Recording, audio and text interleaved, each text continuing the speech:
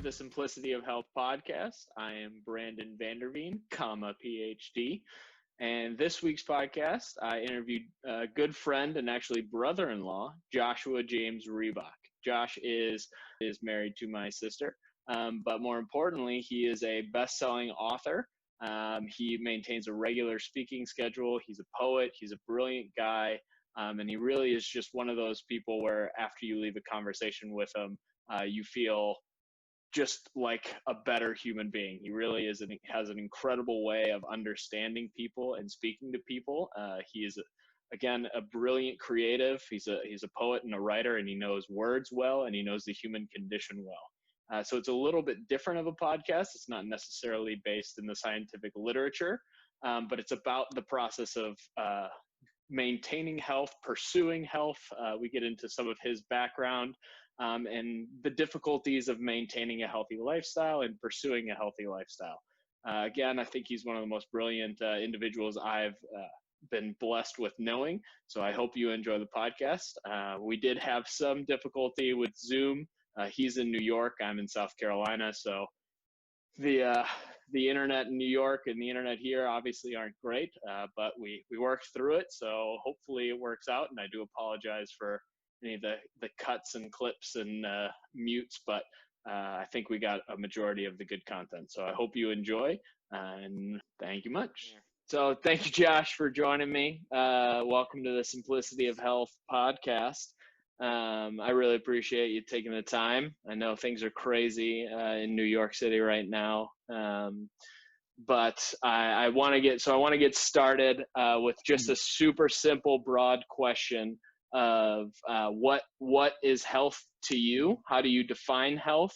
And how do you feel like you incorporate it both professionally and personally in your own life? Yeah, great question. And thanks so much for having me on, Brandon. I mean, as a disclaimer, obviously, you and I are brothers-in-law. So I think we go back till, I don't know, 16 years, 17 years, something like that.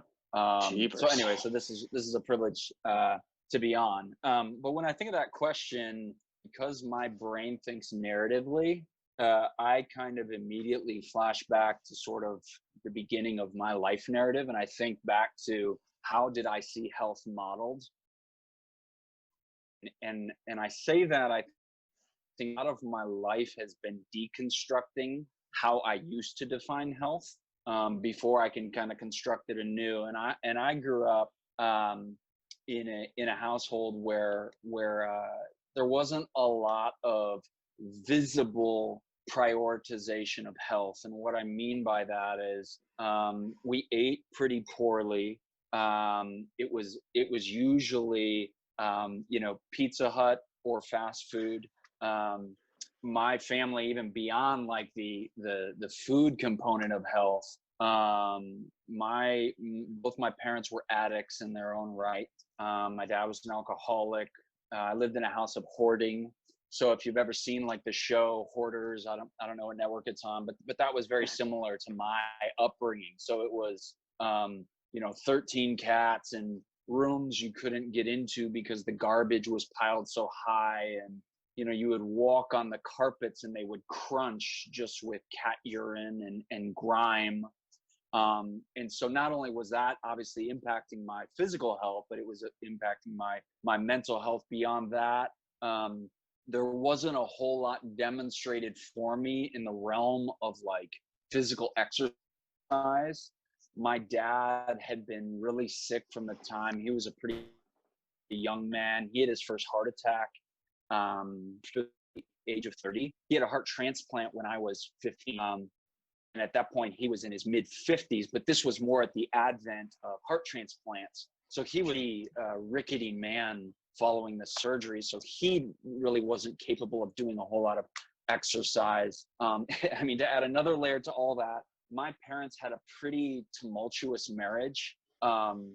It was almost like as I have a lot of friends who come from divorced homes, and when I hear them describe what some of the dynamics were for them kind of by turns being played off of one parent to another, one parent trying to turn them against the other parent. That's a lot what it was like to grow up in my household, except my parents actually never got divorced. It was almost like you were constantly standing on the emotional plate tectonics of my parents' animosity toward one another. I say all of that to kind of encapsulate this idea of when you ask the question, what is health to me? I still feel like as a 40-year-old man, that my idea of health is still in its very embryonic state. And that, like I said, so much of it is deconstructing what was presented to me, and not just in my household, but culture at large, so that I can understand what does it look like to be a human being who can, whatever that means, optimize who I am in my body, in my mind, in my emotions, and really just, to me, health is looking for whatever will allow me to live life fully. And a lot of that has required me to kind of get untethered from all of the shackles that were my upbringing. Interesting. So how would you say, so I can't help but insert myself into those situations. I mean, obviously inappropriately and inadequately, but like, how much did you find yourself like thirsty for healthy and like sustainable things, whether food, exercise, or any sort of mental stability or some sort of escape of, because I mean, that is a heavy weight. And I mean, I don't mean to sound calloused. I have heard that story before, so I am not like, this isn't new news to me to like just brushing past all of that stuff. But how much do you kind of crave stability or some sort of semblance of what you now feel like is a healthier alternative to those catastrophic situations? Yeah, I mean, that's a good question. It's only hard to answer because I don't think I was aware at that time. And I was in that environment. I mean, that was my primary environment until really about, my early 20s. I mean, I went to college, but I was still coming back to that environment. And so I don't think I had a really firm grasp on how unhealthy it was until I was fully removed from it. I mean, when I was a 7-year-old and, you're trying to kind of walk through your house and it's, as filthy as it is, I didn't really have a concept that there was an alternative. When I was young and my parents maybe weren't exercising as much as one would hope, I didn't know that there was another way. And part of that is because my experience with growing up in a home with addictions is that we were also very isolated. And in part, we chose to isolate in order to keep hidden the addictions. And so the more you kind of, let your kids or even you as adults spend time with other people, the higher likelihood there is that other people are going to see your problems. And so within that addiction, we kind of became more and more hermetic. And so because of that, I wasn't really witnessing a lot of alternatives to that. And as much as I would love to say that even as a kid, yes, I wanted something different. And while I'm sure that there were embers of those desires, it took me really getting out of that environment to realize how badly I wanted something else. And it wasn't until I really beheld that there was a vaster, far higher version of health in my life that I could engage, that I actually wanted it. It's an important thing to talk about how health falls down the ladder of importance in your life when you're worried about survival. I sat in on several seminars and worked closely with a lot of people who work with childhood obesity, and they're working with children who are well below the poverty line in rural South Carolina, who their fear is getting just enough calories And McDonald's is the best way to do that. And if they only have $4 to spend on their family that day, they tend to go to McDonald's. And I would never deprive someone and say, oh no, you need to give them this, because they're worried about survival. And we tend to, as exercise physiologists and dietitians, be working with people on such a different level of what's important, of like, yes, if you're a healthy adult male, white male, who makes more than $40,000 a year, you need to be eating this, this, this, and this, and you'll live to be 85. That's just not the case for a lot of these families. And I think your story was pointing that out, and just saying, I wasn't thinking as a 10-year-old, I'm not thinking, I got to get my vegetables in. I got to get all of this in. Yeah. And you start to learn these terrible behaviors, these destructive behaviors that later on in life really aren't sustainable, and they aren't helping you out because you've gotten through that. And again, a lot of people don't get through that, but once you are through that, how do we navigate these destructive behaviors that we've learned as survival mechanisms? Yeah, I mean, it's a strange thing for me, because when I look back on my childhood, there's a lot of skills I learned in that environment that I would not have had that environment not posed some of those challenges, right?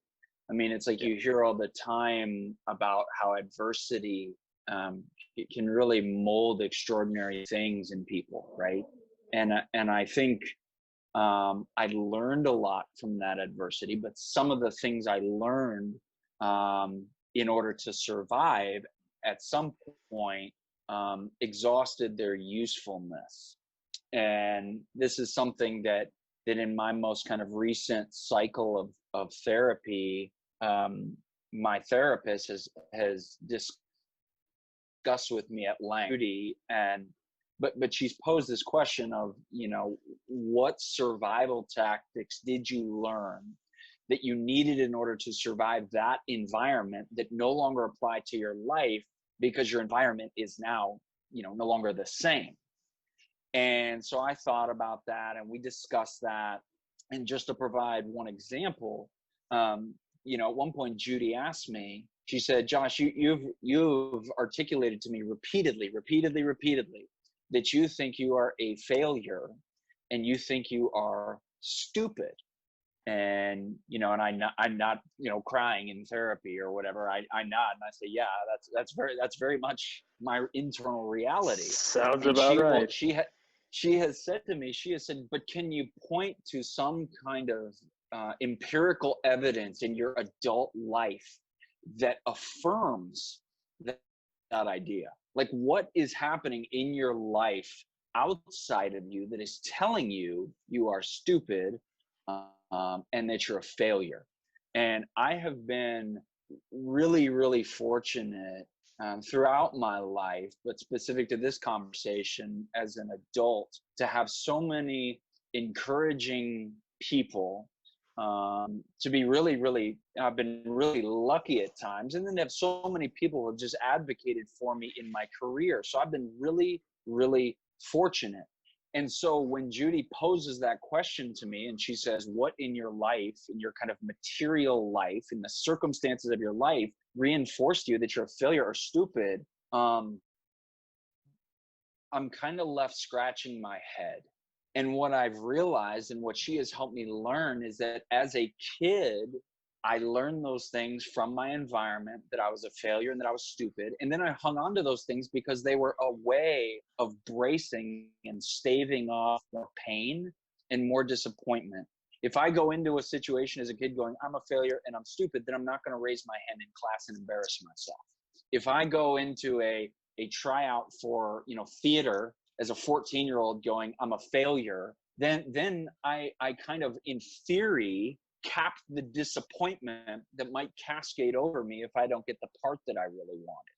And so I learned and implemented and then practiced. I mean, just like muscle memory, it's like brain muscle memory. implemented these like beliefs and ideas over and over and over in order to survive my environment. But then at some point when I was no longer in that environment, I was still practicing them. And so they weren't actually helping me survive anything. They were just depriving me of joy and opportunities and contentment and well-being.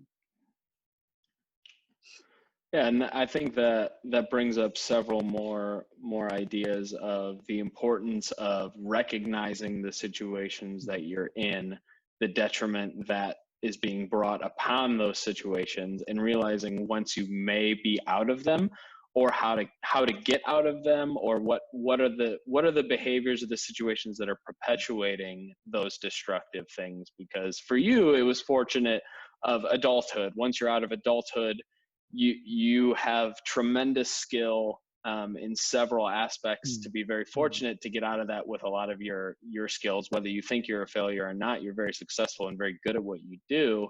You are able to get yourself out of that and then start perpetuating better, healthy behaviors.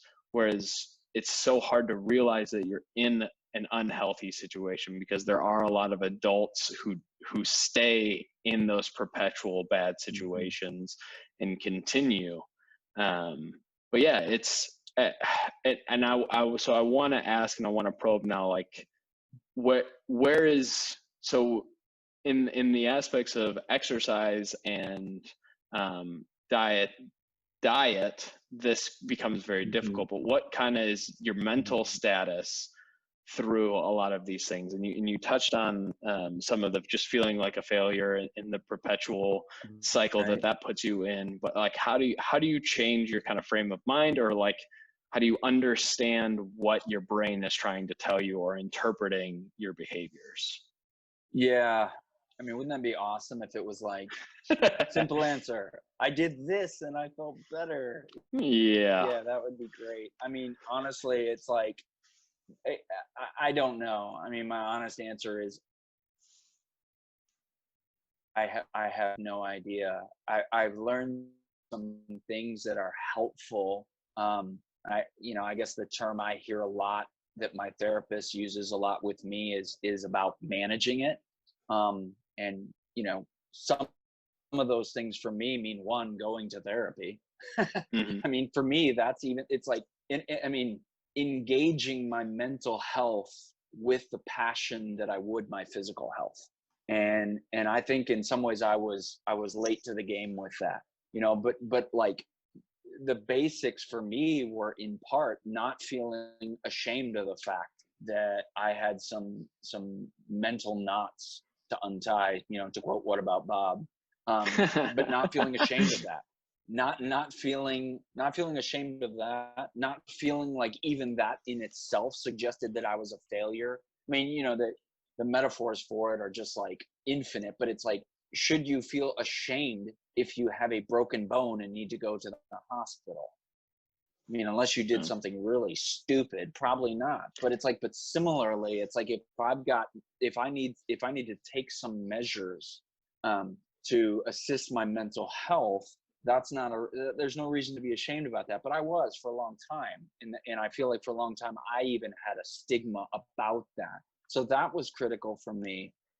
Another thing that's critical for me, though, is even just with a certain circle in my life, a few close friends, Brandon, your sister, my wonderful wife, Kristen, allowing myself to voice, I'm not okay today. Like, today is not a good day for me. I need to tell someone.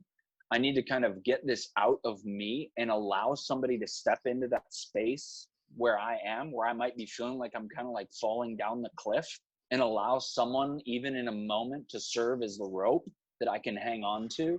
And part of it for me is allowing myself to have bad days. It's just like giving myself a little bit of mercy. A lot of times, actually, the worst part for me is when I'm sort of mentally spiraling, be that anxiety related or depression related or fear related, insecurity related, whatever.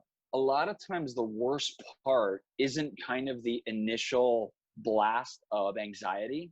It's how I compound that anxiety by telling myself how dumb I am or how stupid I am or how weak I am for feeling anxious. It's like, that's essentially like, instead of now like floating in an ocean, I'm now floating in an ocean with a boulder on my back. Yeah. And so oftentimes that's like the most crippling part, is how I shame myself in the midst of the struggle I'm already undertaking.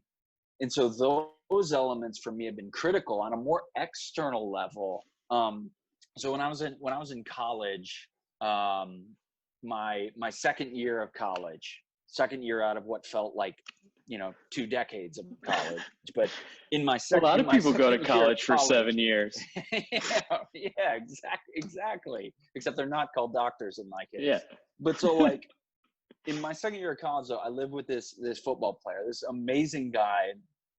He was in a reggae band and he was a football player. And he was like just jacked and huge. He was from Houston. He wore this cowboy hat around and was like super intimidating, but was extremely kind to me. And I had no experience in like in a fitness facility, be that treadmills or exercise bikes or weightlifting equipment. My only real experience with exercise was in a high school team environment. I played soccer and I played basketball. And this individual, my roommate, his name was Matt.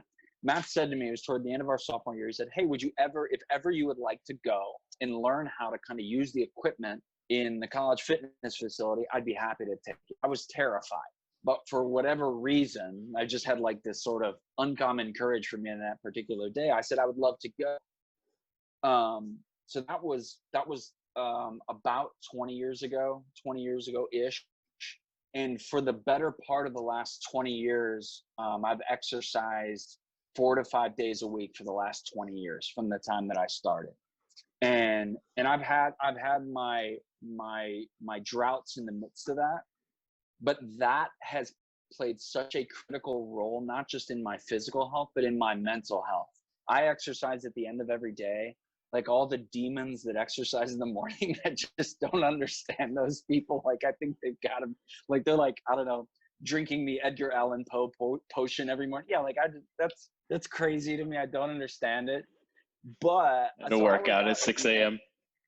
Oh my, that's the worst. It's just like, it's killer. You have no energy. It's rough. But no, but part of the reason I like to work out at the end of my work day is not just because I like the extra hour of sleep in the morning. It's also because that exercise at the end of the day gives me the opportunity to exorcise everything that's in my head. It gives me the chance just to get it out of me, to kind of have a little bit of exertion that even just distracts me, just gets me out of my head by inflicting just a good amount of pain on my body. And so that's part of the reason I work out at the end of every day. It's not just for my physical well-being, but it's also so my mental well-being. And it serves as a really nice transition for me from like my work day and my work mindset into more like a social mindset, or when I'm going to spend time with Kristen or see a friend. It just proves as a sort of off-ramp from my job and into my life beyond it. Interesting. Because and I know from our previous conversations that your job requires you to be in a frame, or requires, or is fueled by you being in a frame of mind that some would be scared of. I mean, it is an interesting, I mean, the tortured artist is the word that comes to mind, and just trying to get yourself out of that frame of mind. It's remarkable what exercise can do to clear your head, to get you out of a mood, to get you through.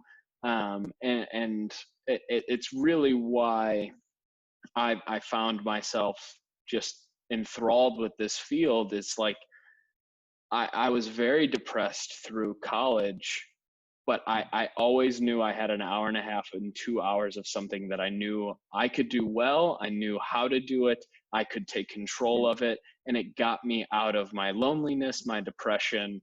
And it really was a distraction from a lot of my insecurities. A lot of those mental insecurities, or those I mean, insecurities is the best way. They tend to translate to where I go from a lot of insecurities of feeling like a failure, feeling unloved, feeling lonely, like no one would want to be with me, to then feeling like I'm fat, I'm out of shape, I'm not as strong as other people. I need to work out 2 hours. I need to work out 4 hours. I need to work twice a day. I need to lift twice as much.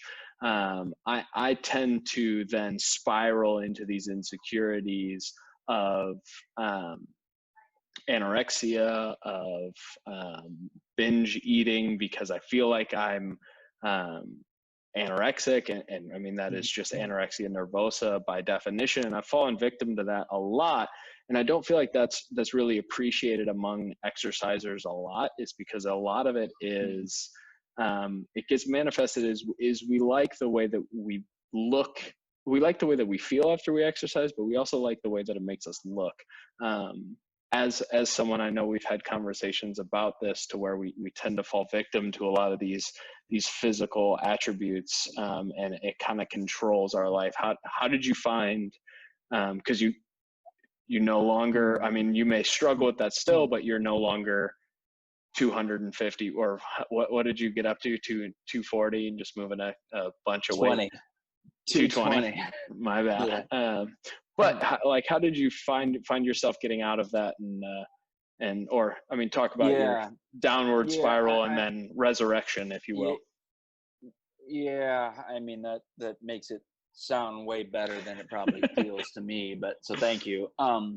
But I think, you know, when I first started kind of exercising, and really just like engaging my own musculature on a regular basis, I mean, I took it, I would say I took it to unhealthy extremes pretty quickly.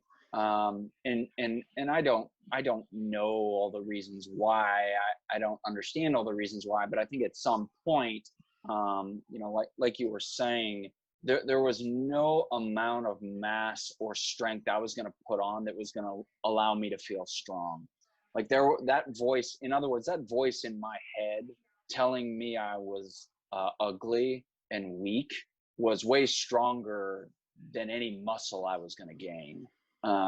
And so, I mean, I remember for a stretch in college, toward the end of college and even beyond, when I was eating so much, I mean, I was involuntarily vomiting multiple times a week just from gorging myself, because I wanted to put on more weight.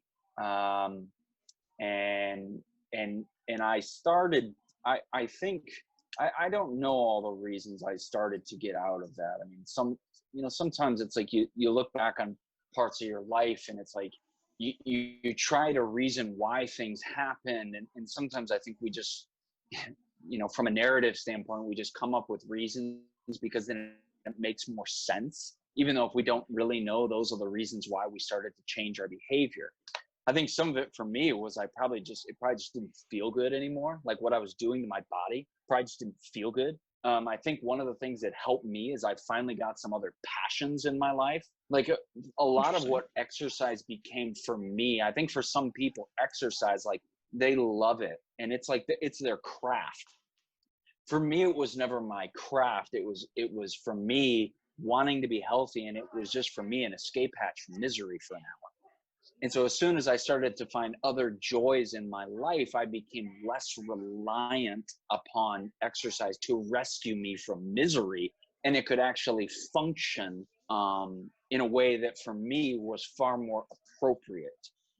The balance between using exercise to get you out of that rut and a lack of exercise, or maybe exercise putting you in that rut of mental despair, it's kind of a double-edged sword.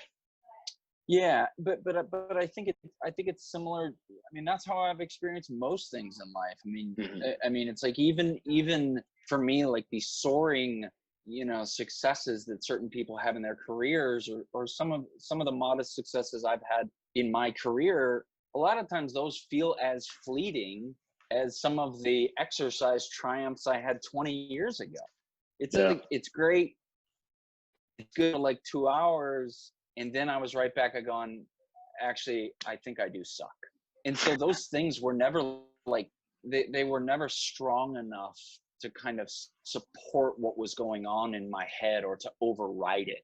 Like I needed to address the origins of these things. I mean, it was the equivalent of like some just like really foul smelling, like, you know, college dorm room, and you go in there and you spray Febreze. I mean, that's like, it works for like 3 seconds, and then it's way worse than it was before. Like you've It's actually got to relief. clean the thing. Yeah, it's relief, and it's an important relief, but it's not gonna. But it's temporary. It's really temporary. And so that's how I think, in terms of, there were physical benefits to what I was doing from an exercise point of view, but they weren't solving the mental problems that ended up driving a lot of the reason I was exercising to the extent that I was. Interesting. Yeah, and I think a lot of that is similar to me. Is I find I can handle these insecurities when I'm fit or active much better than I can handle the insecurities when I'm not working out, because I'll ebb and flow with my own daily routines. But I feel like I can get a handle on these, and a lot of people can't, but myself personally, I can get a handle on these insecurities a lot quicker than I can of staring in the mirror with self-hate. A lot. Yeah, that's much more detrimental to my own personal psyche. And it's just about knowing yourself and knowing kind of what your limits are and knowing how you can handle these different things.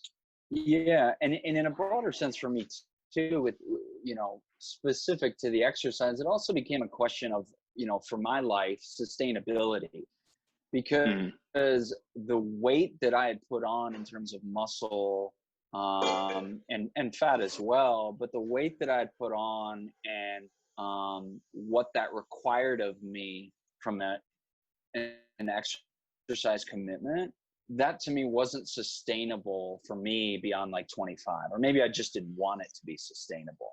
Yeah. But around maybe 25, and then, you know, again at 35, I started to ask, right, but what does it look like to be healthy, not just big? Like, I want to be, what does health look like? Health and big for me were not the same thing. I don't know. For some people that might be the same thing. For me, that wasn't the same. And so even the question started to change for me. And as it did, it, like most questions do, led to different answers.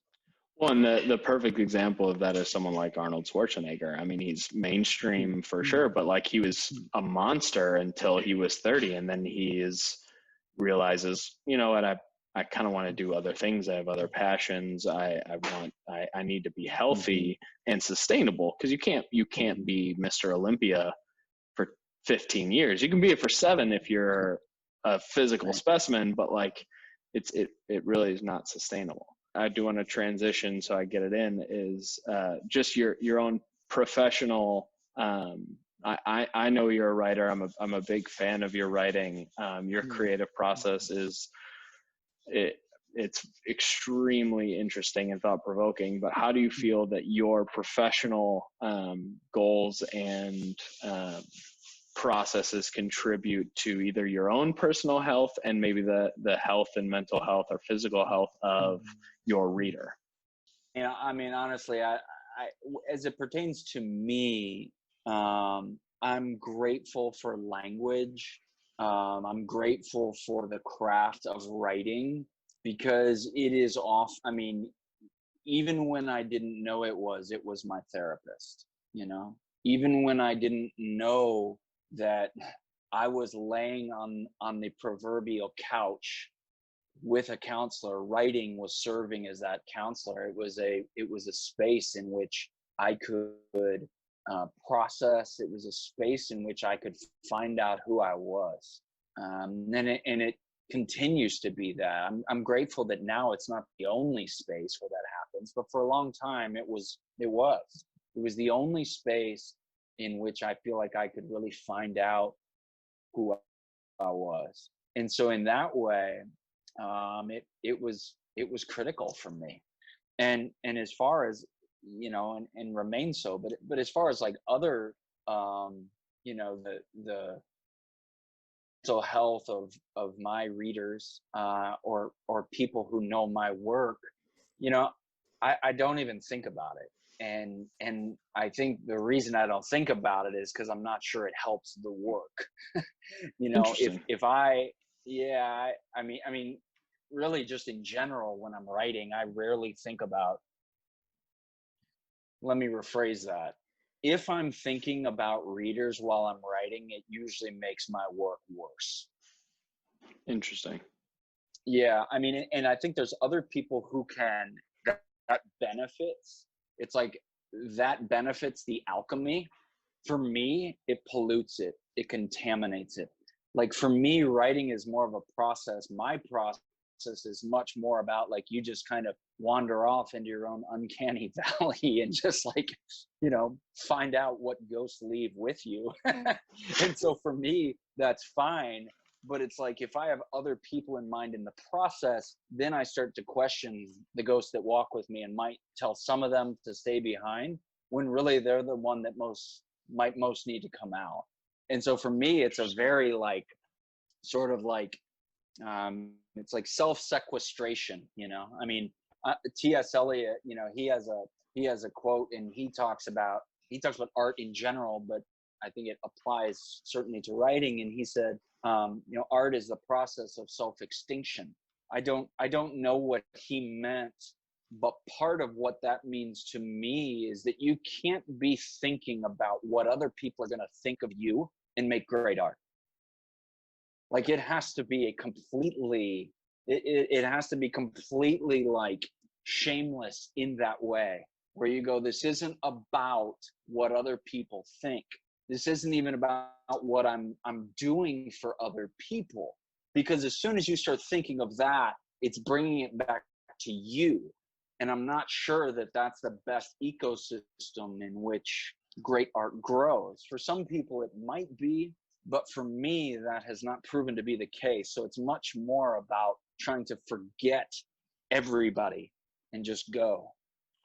Well, so I was just reading based on my last podcast. I was just reading on this idea of integrated regulation is a scientific term for essentially saying you do something because you find great value in it, not necessarily because, and it was in contrast to extrinsic motivation. Is you're not being told that this is good, you're not being told that this is valuable, you're not being told that this is important. You have a value system and you have structures in your own life that tell you that this is important and this needs to happen. And I think, and what the paper was saying was that's the strongest predictor for successful exercise prescriptions.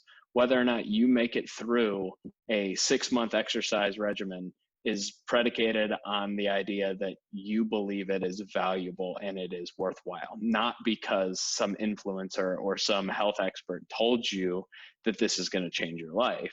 It's because you go, this needs to happen, this needs to take hold. Right. And I think that's the best thing with art and with a lot of mental health issues is understanding that the greatest artists were rarely appreciated in their own time. They were appreciated after the fact of going, oh wow, this guy didn't give a shit about what his peers thought. He just made good art. And that's what the best athletes do. Is I don't care who's leaving the gym, I'm staying because I know I need the reps. It's what the most fit people do. Is it's not necessarily I want to look the best because I want this person to be impressed by me. It's like because I know it's better for me. And those are just really wise words, I think, that you have of just saying it. The more I try to incorporate someone else's opinion into my own daily life, the more I suffer. My work suffers, my mental health suffers, and the cascade continues. Well, and part of that for me too, I mean, in this, you know, there's a strand in this that correlates to the idea of success per se. And, you know, for me, you know, for me, there has to be a point at which someone says, I am going to choose what success is to me. And if we don't choose that, then essentially we are permitting our talents and our gifts and our endeavors to be co-opted largely by people who don't know us and don't care about us. Someone else telling you And you're that to successful. me has, or someone else telling you how you should spend your life and your days and your energy, and telling you, actually defining for you value, saying that's a dumb subject, that's a stupid style, I don't like that word, that's a dumb experiment, that's a dumb idea, whatever it is, or that is somehow less than this, that these things are more important and eclipse that. To me, that is a really, really dangerous method. And I would rather decide how I define success and pursue that, rather than essentially hand someone else the keys to my art and my words and my talent and my days even. But that's a really difficult thing to do, especially when you might say, because there's times when it's like, when you mentioned it before. I mean, Edgar Allan Poe, for example. I mean, he, from what I understand, when he perished, he was penniless and an addict, and if I remember right, he might have even like died in a street. And you think about that, and yet, like, while I don't admire his end, I admire the fact that it sounds as if there was something in this person that said, yeah, I know people don't like stories about ravens and houses of Usher and telltale hearts, but I do. I like those a lot. And that to me is enough reason. I mean, what an extraordinary idea. I mean, even when you think about it, as it pertains to like a broader sense of health, but is it possible that the reason he kept doing that, maybe he was a little bit insane, but is it also possible that the reason he kept doing it is, he says, the joy I find in it is enough.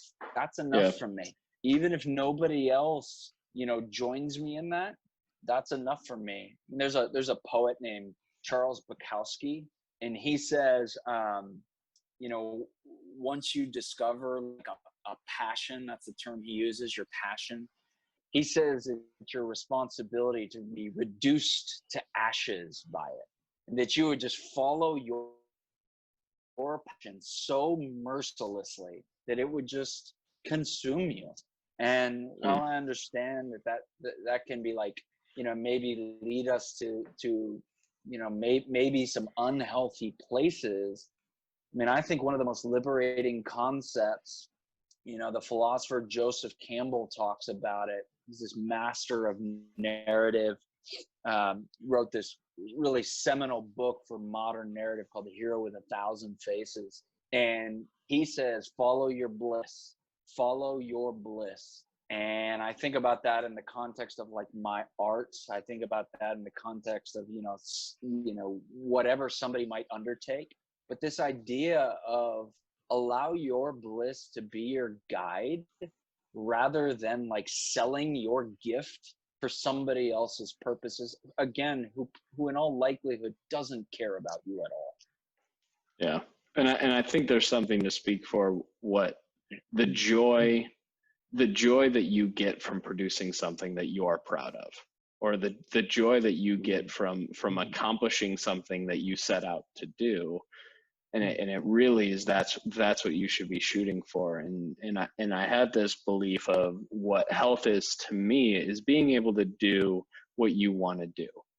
And it's not, and being proud of doing it. It's not necessarily that you should have a cardiorespiratory fitness of X, Y, or Z. It's like, if you want to be able to do 10 push-ups and you do 10 push-ups, you should be proud of that. Or you should work towards that. And then once you do it, be proud of it. If you want to create something provocative or interesting or new, and you do that, be proud of it and find joy in that sense of accomplishment. And that's what health is to me. And it's horrifying to hear these stories of aging populations of people who just can't do what they want to do anymore. that to me is heartbreaking. And it doesn't mean that they're not healthy on a lot of different scales, or not without disease or whatever other scales of health is. But what's really important is that they can do what they want to do, and you can do what you want to do, and it breeds joy. And that to me is one of the pinnacles of health. And if I can add something to that, I mean, the other thing that maybe a specific joy under that broader umbrella is the personal change we undergo in the pursuit. I mean, it's like you engage a subject that you really care about, whether that be through poetry or science or sport, whatever it might be.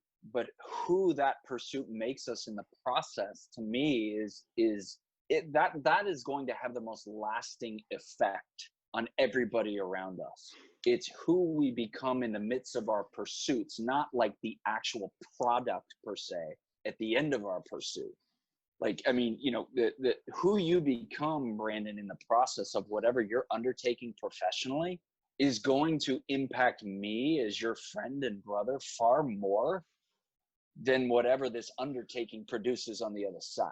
Yeah, you will never read my publications that I have, but you will always interact with me and the person that I become. But even if I did, and even if I read it 100 times, who you are is still going to drop a much greater boulder in the lake of life than something you make. And that's true of everybody. Yeah, because you're pursuing the things that are important, or you feel are important and are worth following. And that's an interesting person to be around. And that's why people who are so passionate are interesting people to talk to.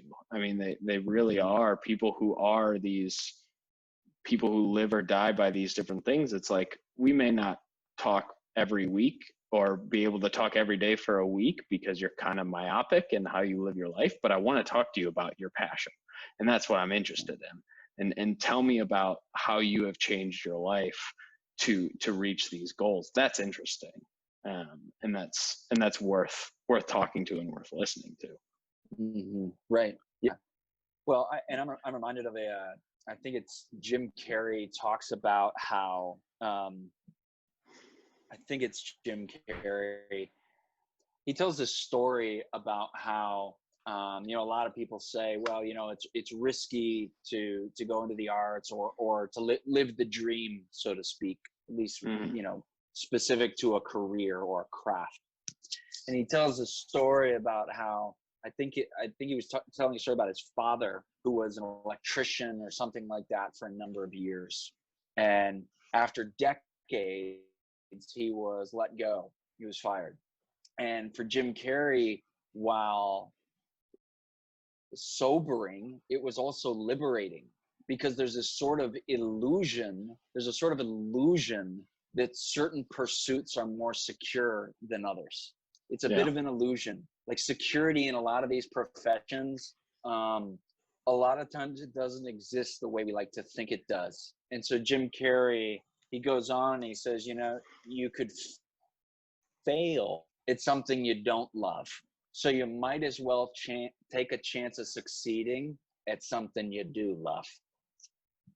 Yeah, I think that's profound, because it really is, especially in a time like today with this pandemic. It's like you have no idea what's going to hit you. It's not worth doing things that aren't worth doing. To be blunt, my wife is a nurse, and they're worried about losing their jobs even in this health pandemic. And it's like, but you just don't know. And if you don't have a passion for it, if it's not what your heart beats for, then I totally agree. Do something worth doing. And I think of my dad, and a key part of my kind of story in all this is both my parents died young. And when I was young, I was in my mid-20s when both my parents died, and that has shaped a lot of my health too. A lot of the reason I still even exercise, a lot of the motivation is I just know that I don't necessarily have About the best genetics, pinnacle gene pool. So yeah, like it's not optimal. But in that, so much of my dad's greatest passion, and my dad was an educator for his entire life. But one of my dad's greatest passion was just providing for me. And so it doesn't matter what somebody's job is per se, but again, for me, it's about deciding for yourself, deciding for myself what actually matters to me, not what should matter to you or whoever, but what matters to me, and following that relentlessly. And so for somebody, if they say my greatest passion is whatever, taking care of my son, and they say, and so driving a taxi or being a teacher affords me that's what I want, then boom, tremendous. Done. Yep. But the point is that it's not about the career, it's about what that career gives us. That's ultimately why we do it. It's like sometimes people are like, well, why'd you become a writer? I'm like, I have no idea. It feels like the career skin in which I was born to walk. That's why I do it. If it didn't feel like this, I wouldn't do it. If it didn't return me this bliss, I wouldn't do it. But so whatever that is, it's like, to me, that's the road I wanna try to blaze in my life. Yeah, and my dad, my dad well. He's the same way. His passion is providing for his family. He's not passionate about paper sales, but he's passionate about being home at 5 or 6 o'clock, being at his children's basketball games and soccer games, and being able to provide for us. That's what he's passionate about. And I go back to be able to do what you want to do is, to me, the pinnacle of health is you have to do the necessary things to facilitate your own joy and fulfillment in what you want to do. Well said. That's my take. Well, it's pretty good. It's a pretty good one. Well, it's been a rocky hour for however long Zoom, it actually man. took. Just like send hate mail to Zoom or something. I'm sure they're not getting enough now. we gotta roll with the punches. But I appreciate it more than you'll ever know, and hopefully this won't be the last time I get to interview or do a podcast with you. But I appreciate it, Brandon.